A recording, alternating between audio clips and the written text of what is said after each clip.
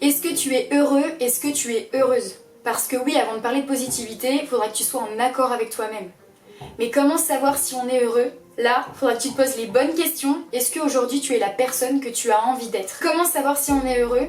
Il faut se poser les bonnes questions pour se connaître et savoir si la personne qu'on est aujourd'hui correspond à nos attentes. Fais la liste de tes valeurs, questionne-toi. Est-ce que tu vis constamment dans la frustration parce que tu vas à l'encontre de tes valeurs ou alors tu vis en fonction de celles-ci? Parce que c'est important de mettre à plat les valeurs qui nous tiennent le plus à cœur pour vivre en accord avec soi-même. Salut à tous, c'est Charline, j'espère que tu vas bien. Aujourd'hui on se retrouve dans une vidéo pour parler de la positivité. Comment devenir un peu plus positif chaque jour? Comment changer sa vision du monde? On va le voir tout de suite.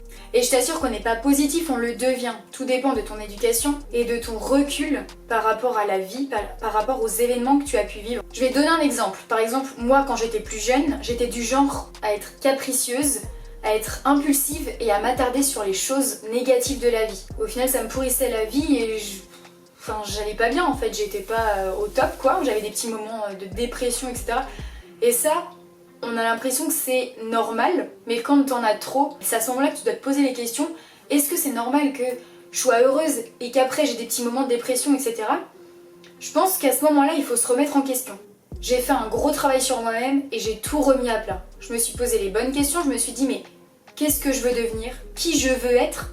Est-ce que je suis heureuse dans ma vie maintenant? Et en fait j'ai essayé de savoir qui j'étais quoi, je me suis questionnée. J'ai essayé tout simplement de me poser les bonnes questions pour arriver à des réponses et faire en sorte que j'arrive à m'épanouir. Quand vraiment tu as établi toutes tes valeurs et que tu fais en sorte de correspondre à tes attentes, c'est là que tu es en accord avec toi-même.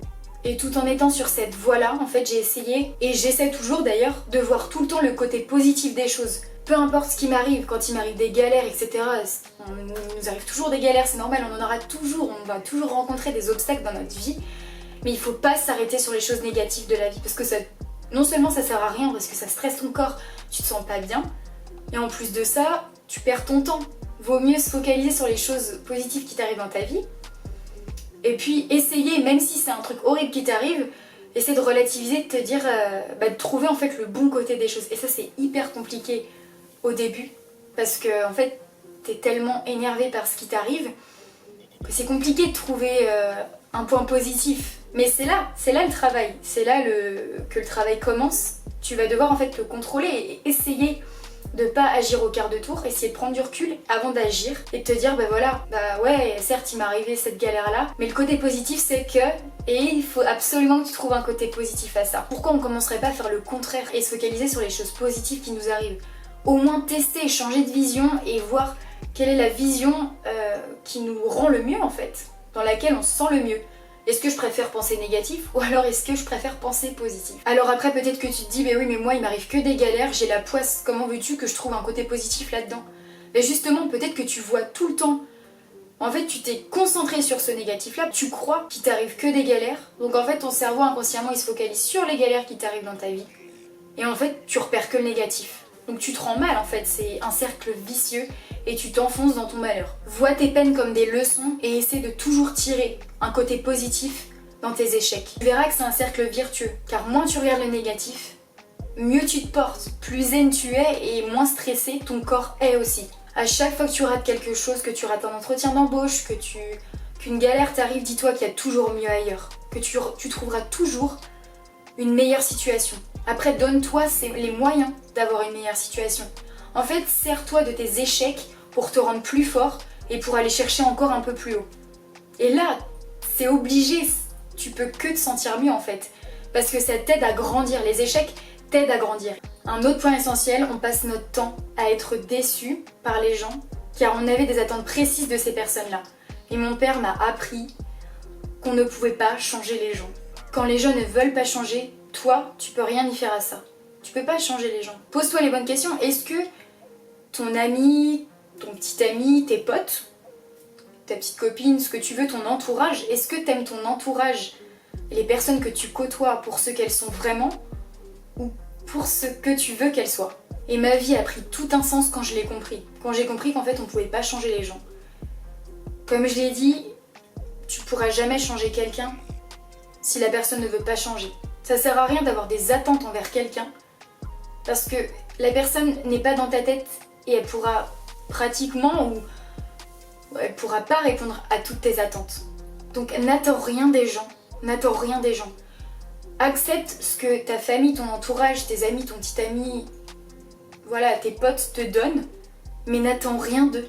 Parce que sinon, tu vas toujours être déçu, être frustré par ces gens-là. Et tu vas te sentir mal en fait. Tu vas passer ta vie à attendre et à être déçu des gens. Accepte juste ce que la vie te donne. Ça paraît cucu comme ça, mais c'est vrai. Quand t'as plus d'attente envers personne, t'arrêtes d'être frustré. T'arrêtes d'être frustré et puis tu te poses... T'as plus aucune attente en fait. Tu vas prendre ce qu'on te donne et tu vas arrêter de te poser des questions. Et ça, c'est la principale cause de notre frustration et de notre stress. On a tous des disputes.